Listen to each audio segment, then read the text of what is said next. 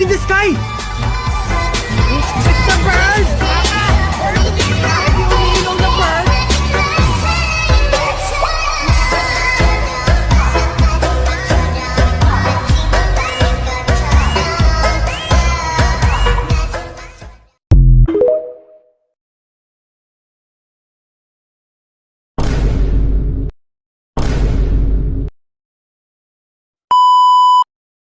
O, diba sabi ko sa'yo masarap yun, tsaka... Diba yun yung nagsabi sa'yo na bobo ka nung nakaraan? Ha, nasan? Oo, best friend, kaso hindi ko na inaway kasi Englishero pala yan. Bakit hindi mo inaway? Akong bahala. Hoy. What now? What? Aba? Why did you say is my Bobo is my best friend, hmm? Bobo? Her? She is not a pig. What are you talking about? I didn't see anything. Pep. I don't done talking, I don't done talking. Shut down. Best friend, tama na yan. Ano, ayos ba ha? Ayos ba yung English ko? Walang connect yung sinabi mo, tsaka shut up. Yun, hindi shut down. Shut up pala. Sorry, it's my fault.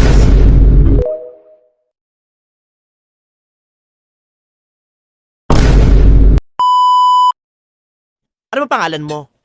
My name is Megan. In short, Meganda. Kala ko, Meg. Ikaw, sino ka naman? Ako naman po si Ernie. Ernie na lang po. Ako naman si Paco. Paco? Yung ba talaga tunay mo pangalan? Hindi. Neil. Ah, kaya Paco. Kasi Paco sa Ingles.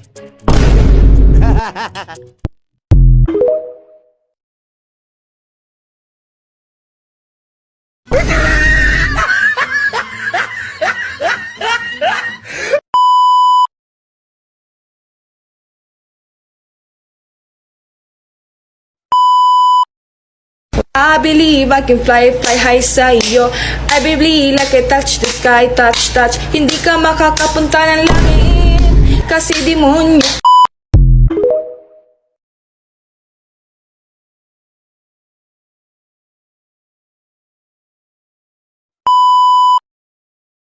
Be, pahanap naman ako nito sa Google. Pinapahanap kasi ni Mami.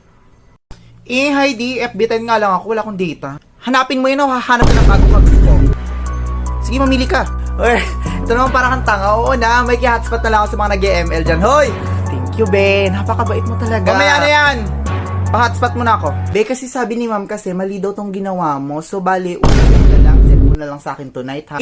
Ulit na naman. Pagod na ako. Uulitin mo yung buong subject, Be. Ha?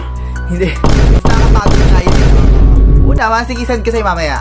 Diba? Mas mabilis yung ganon. Sige ha, expect ko tonight ha.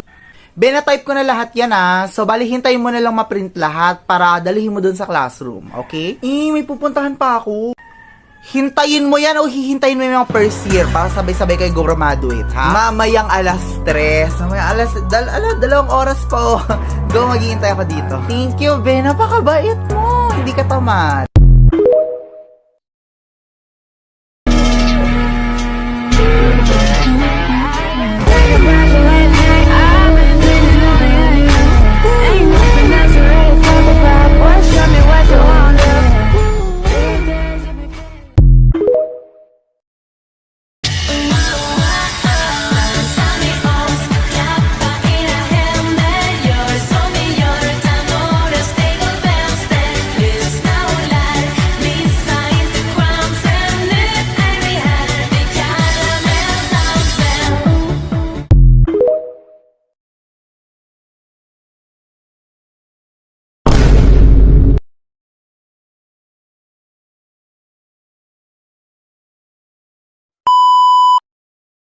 A, B, C, D, E, F, G Nag-reply lang siya sa'yo kapag gabi Q, R, S, T, U, V Anong meron kayo? Wag mo daw ipagsabi Tinatawag ka pa ngang baby Walang label, basta daw happy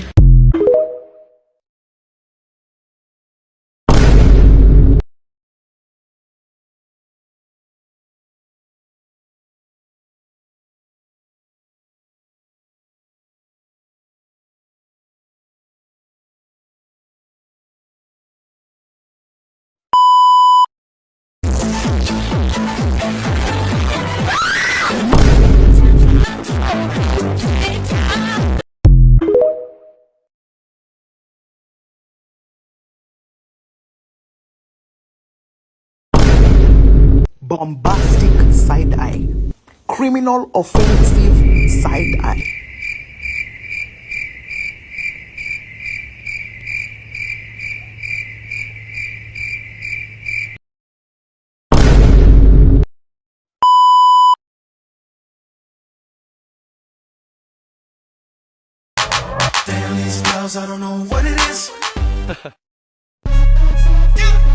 Mikey, aren't Filipinos practically Spanish? Excuse me?